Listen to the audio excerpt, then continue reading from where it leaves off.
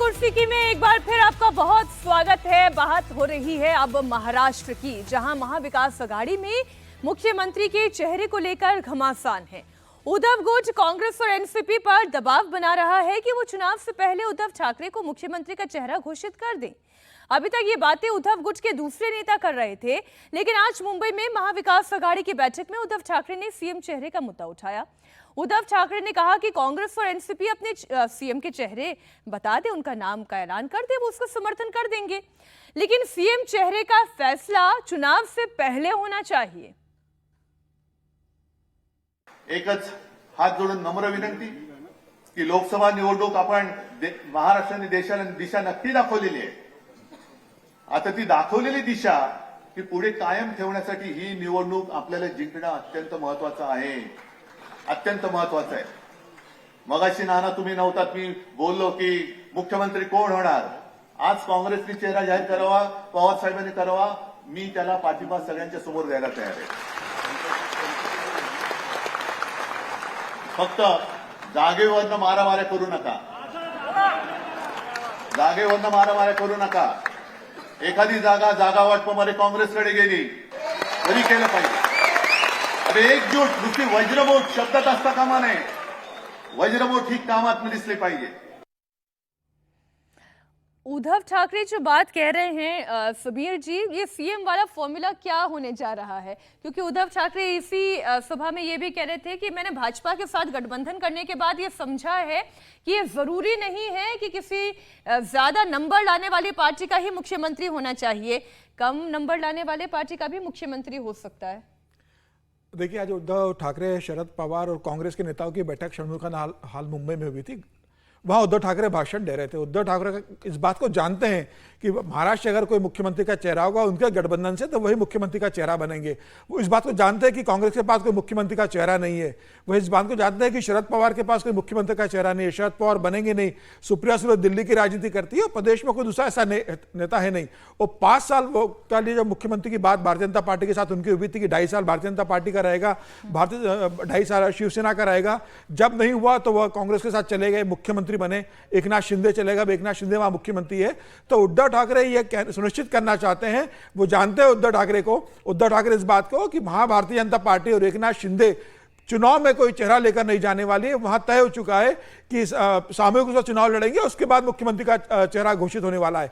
तो उद्धव ठाकरे ये पार्टियों के बीच अपने जो दोनों सहयोगी दल है, कांग्रेस और राष्ट्रवादी कांग्रेस, उन दोनों को ये कहना चाहते हैं कि आप नाम तय कीजिए। आपको लगता है कि अगर मैं मुख्यमंत्री का चेहरा नहीं हूं तो आपको जिसको लगता है आप उसको तय कीजिए, मैं उसे समर्थन दूंगा, लेकिन मुख्यमंत्री का चेहरा लेकर जाएंगे तो महाराष्ट्र की जनता को आसान होगी और विपक्ष जहां देवेंद्र फडणवीस, एकनाथ शिंदे और अजित पवार पे प्रेशर होगा। जनता को आसानी होगी या उद्धव जी को भी आसानी होगी? उद्धव ठाकरे तो इस बात को जानते हैं कि भाई मुख्यमंत्री का चेहरा तो मैं ही बनूंगा, और ये पार्टी भी जानती है, मतलब शरद पवार भी जानते हैं और कांग्रेस भी जानती है कि अगर उद्धव को मुख्यमंत्री का चेहरा नहीं बनाया तो चुनाव के बाद उद्धव ठाकरे के पास रास्ते खुले होंगे। अगर ऐसी परिस्थितियां बनती है तो उद्धव ठाकरे दूसरे खेमे के साथ भी गठबंधन में जा सकते हैं।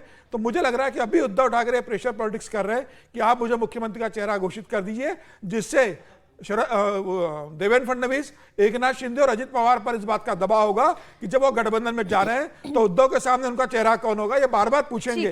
और वहां भारतीय जनता पार्टी घोषित कर चुकी है कि अभी हम सामूहिक नेतृत्व में लड़ेंगे, हमारे तरफ से कोई मुख्यमंत्री का चेहरा पहले घोषित नहीं होगा। हालांकि उद्धव ठाकरे इस बात को जानते हैं। लेकिन ये क्या शरद पवार को या राहुल गांधी को ये मंजूर होगा अवधेश जी कि पहले से ही सीएम के नाम का ऐलान हो जाए और उसके बाद चुनावों में जाए? नहीं, मंजूर होता तो सबका बयान आ गया होता। अभी तक तो किसी ने न और हाँ का बयान दिया नहीं है। एक मल्लिकार्जुन खड़गे जी का, वो भी सूत्रों के अनुसार सामने आया है। स्थानीय नेताओं के जरूर बयान आए हैं।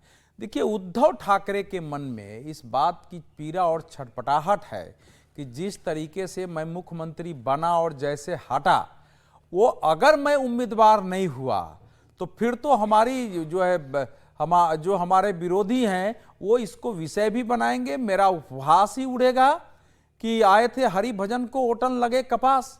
क्योंकि अब उस समय की तो परिस्थिति थी, हालांकि ये भूल रहे हैं कि उस समय की परिस्थिति थी, शरद पवार या कांग्रेस के कुछ नेता उस गठबंधन को कमजोर कर सत्ता में आना चाहते थे। उस समय अगर उद्धव ठाकरे को मुख्यमंत्री के रूप में स्वीकार नहीं किया जाता तो वो भारतीय जनता पार्टी शिवसेना का गठबंधन टूटना मुश्किल था, क्योंकि दोनों को जनता ने सत्ता चलाने का बहुमत दिया था। तो उस रूप में टूट के आए, इनकी पार्टी टूट के चली गई है। लेकिन ये साफ है कि ये हर हाल में चाहते हैं कि मुझे डिक्लेयर किया जाए। और आप देखेंगे कि उस मंच पर सुप्रिया सुले हैं, वो मुस्कुरा रही हैं इनका भाषण सुन के। एक बार उनके चेहरे पर मुस्कुराहट है, बगल में शरद पवार जी बैठे हैं, दूसरे नेता बैठे हैं, किसी ने ताली नहीं मारी है। नीचे अवश्य जो उनके समर्थक हैं उन्होंने ताली पीटी है कि कांग्रेस तय कर दे। वो दिल्ली आए थे, उन्होंने मुलाकात की है सोनिया गांधी से, राहुल गांधी से मुलाकात की है, निश्चित रूप से उनको वचन नहीं मिला है। शरद पवार के यहाँ तो संजय राउत लगातार जाते रहते हैं, इनकी भी बात होती रहती है, उधर से भी वचन नहीं मिला है। तो इस बार उनको मुख्यमंत्री का चेहरा बना के महाविकास अघाड़ी आगे चुनाव लड़ेगी, इसकी संभावना कम दिख रही है और वो उनकी छटपटाहट है। हालांकि समीर जी की इस बात से मैं सहमत हूं कि महाविकास अघाड़ी के अंदर यह भी सोच है कि अगर कुछ इसके पक्ष में नहीं हुआ और इसको ठीक से सहमत नहीं कराया गया और ये भारतीय जनता पार्टी के साथ चले गए, जो भारतीय जनता पार्टी की कोशिश है कि सिंधिया उद्धव गुट दोनों एक हो, तो फिर हमारे लिए सत्ता में आना मुश्किल हो जाएगा। और इसको ये समझते हुए कर रहे हैं। तो अभी देखना होगा कि आगे क्या होता है। इस समय की जो स्थिति है उसमें कोई भी सार्वजनिक रूप से उद्धव ठाकरे को मुख्यमंत्री बनाने के पक्ष में वो दोनों पार्टियां जो उनके साथी है वो बयान देती नहीं दिखती है। शायद शरद पवार का लक्ष्य और उनके इरादे कुछ और हैं। क्या इरादे हो सकते हैं हर्षवर्धन जी? देखिए, सबसे पहले तो इस स्थिति को समझना होगा और ध्यान में रखना होगा कि उद्धव ठाकरे जब मुख्यमंत्री थे तो मुख्यमंत्री रहते हुए स्वास्थ्य कारणों से मंत्रालय जा ही नहीं पाते थे। सबसे यहां से शुरू करेंगे तो शायद बात समझ में आएगी। कांग्रेस के नेता और शरद पवार इस बात को जानते हैं।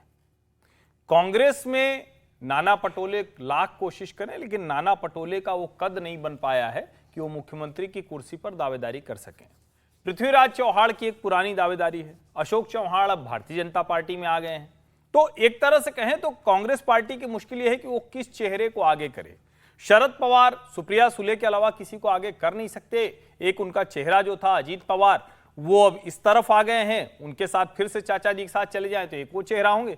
सुप्रिया सुले कोई मुख्यमंत्री के तौर पर सोचेगा संभव ही नहीं। उनकी भूमिका यहां आए, वो एक संसद में एक क्लब है उसके साथ हो रहे हैं, वो उसी के तौर पर सुप्रिया सुले की पहचान होती है। उससे ज्यादा कुछ है नहीं, मैं उससे और ज्यादा नहीं कहूंगा। मूल बात क्या है, उद्धव ठाकरे अब बेचैन हो रहे हैं।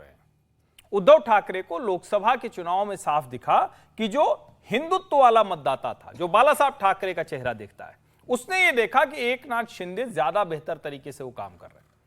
कौन उनके साथ जुड़ा, उनकी इज्जत बचा दी, वो सेकुलर वोट बैंक। शायद यही वजह है कि वो दोनों बातें एक सांस में कह जाते हैं कि वक्फ बोर्ड को कोई छू नहीं सकता मेरे रहते हुए, मंदिर भी नहीं छू सकता मेरे के रहते हुए। तो जब ये दोनों बात कोई करने लगता है ना, इसका मतलब कि कुछ भ्रम में है। फिर वो ये चाह रहे हैं किसी भी तरह से उनको मुख्यमंत्री घोषित कर दिया जाए तो कुछ मतदाता उनके साथ जुड़ा रहे। और मैं आज आपको ये कह रहा हूं, अगर उद्धव ठाकरे मुख्यमंत्री का चेहरा नहीं बने, जो कोल्हापुर में शरद पवार कह चुके हैं, कांग्रेस कह चुकी है कि कलेक्टिव फेस होगा, तो आप यकीन मानिए उद्धव ठाकरे की पार्टी की स्थिति इन विधानसभा चुनावों में बहुत खराब होने वाली है। ये मैं दावे के साथ कह रहा हूं, ये भ्रम मत पालिए। लोकसभा चुनावों से बिल्कुल मत देखिए। लोकसभा चुनाव में दूसरे समीकरण बन गए थे, दूसरी इज्जत बन गई थी और शायद अजीत पवार उस कोर्स करेक्शन की भी कोशिश कर रहे हैं जो सीधे शरद पवार से लड़ रहे थे, उसमें उनका नुकसान हुआ। अजीत पवार ने ये बोला ना कि उनकी पत्नी का सीट से लड़ना एक गलती ये गलती मुझे लगता है। वो तो अभी अपने लड़ने को लेकर भी कह रहे हैं कि मैंने 7-8 चुनाव लड़ लिए। उद्धव ठाकरे ये चाहते हैं बेटे को कि किसी भी तरह से आप मुख्यमंत्री घोषित करिए मुझे, और ये जब वो कहते हैं कि मैं तैयार हो जाऊंगा, आप किसी को घोषित कर दिए, कदापि उद्धव ठाकरे किसी और के नाम पर तैयार नहीं होंगे। लिख कर रख लीजिए, वो अपनी रणनीति के तहत अपना चेहरा आगे बढ़ाने के लिए सारे पैंतरे कर रहे हैं। उनको लगता है कि दबाव में कांग्रेस और वो आएंगे, कम से कम उनके ऊपर ये नहीं आएगा कि गठजोड़ तोड़ कर जा रहे हैं। उद्धव ठाकरे बेचैन हो सकते हैं, लेकिन क्या शरद पवार और कांग्रेस पार्टी फिलहाल इस बेचैनी में तो बिल्कुल नहीं है कि उन्हें किसी नाम का अनाउंसमेंट करना चाहिए? विजय जी, बिल्कुल ठीक बात। देखिए, पहले उद्धव ठाकरे की बेचैनी से ही शुरू करें, क्योंकि ये कहानी उद्धव ठाकरे से जुड़ी हुई है, इसमें कोई और है नहीं। ईमानदारी से देखें तो चाहे वो शरद पवार साहब की पार्टी हो, एनसीपी या कांग्रेस पार्टी हो, उनके पास कोई सीएम फेस नहीं है। लेकिन लोकसभा चुनावों के नतीजे देखें तो महाविकास अघाड़ी में सबसे खराब परफॉर्मेंस उद्धव ठाकरे साहब की रही है। सबसे अच्छी परफॉर्मेंस शरद पवार जी की पार्टी ने की और फिर कांग्रेस ने की, तो सबसे खराब परफॉर्मेंस है। तो एक डर तो उद्धव ठाकरे साहब के मन में वो है कि कहीं से वहाँ उस स्थिति में ना पहुंच जाए। दूसरा, उनको पता है कि इन दोनों के पास कोई लीडर नहीं है, तो मैं ही एक ऐसा चेहरा हूं जिसको लोग स्वीकार कर सकते हैं।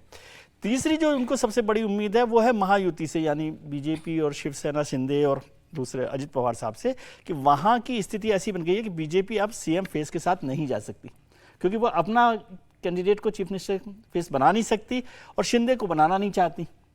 तो इसमें एक एड ऑन फैक्टर होगा महाविकास आघाड़ी के पास क्या उतनी पावर है कि उनका नाम आगे करें? ऐसा भी नहीं है।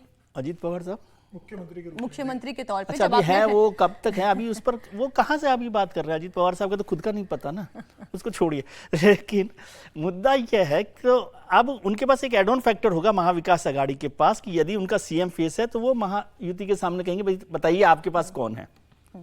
इसलिए वो चाहते हैं, और अब चुनाव से पहले ही तय हो जाए। देखो, दूध का जला छाछ को भी फूक फूक के पीता है। वो पिछली बार कहा कि नहीं कहा, जैसे समीर साहब ने कहा, तो मैं इसमें गलत नहीं मानता, लेकिन अमित शाह जी ने कहा था कि 2.5 साल का हुआ कि नहीं हुआ। अब फिर कुछ ऐसा हो जाए लास्ट में आप कहें कि नहीं बनाएंगे, तो वो पहले से ही इसको फिक्स करना चाहते हैं कि भाई मेरी सीट जो है ना कंफर्म कर दे, रिजर्व कर दे, और उसका असर चुनाव नतीजों पर नहीं पड़े। उन्होंने एक बात और कही ना कि नंबर ऑफ सीट्स जो है ना इंपॉर्टेंट नहीं है चीफ मिनिस्टर बनने में। हालांकि उस समय तो नुकसान इसी वजह से हुआ था, नंबर ऑफ सीट्स की वजह से ही, कि शरद वहां पर बीजेपी में उनको नहीं बनाया गया। तो वो ये करना चाहते हैं कि वो वाली बाधा भी वो पहले से दूर वो बता रही कि उनको तो पता ही कि हम सबसे नीचे जाएंगे। हाँ, मतलब तो एक तरह से वो ये कह रहे हैं कि सीट की, नंबर की, उसकी बात मत करो, और उसकी बात नहीं करो तो लोकतंत्र में और बात कौन सी होती है? लीडर बनता है डेमोक्रेसी का मतलब यही, जो ज्यादा बड़ा होगा, जो नंबर में है वही लीडर है, वही लीडर होगा। नहीं तो जो दूध के जले हैं वो छाछ फूक कर पी रहे हैं, लेकिन सवाल ये है कि छाछ वो ऑफर भी की जा रही है या नहीं, वो आप खुद ही फूक रहे हैं, कोशिश कर रहे हैं।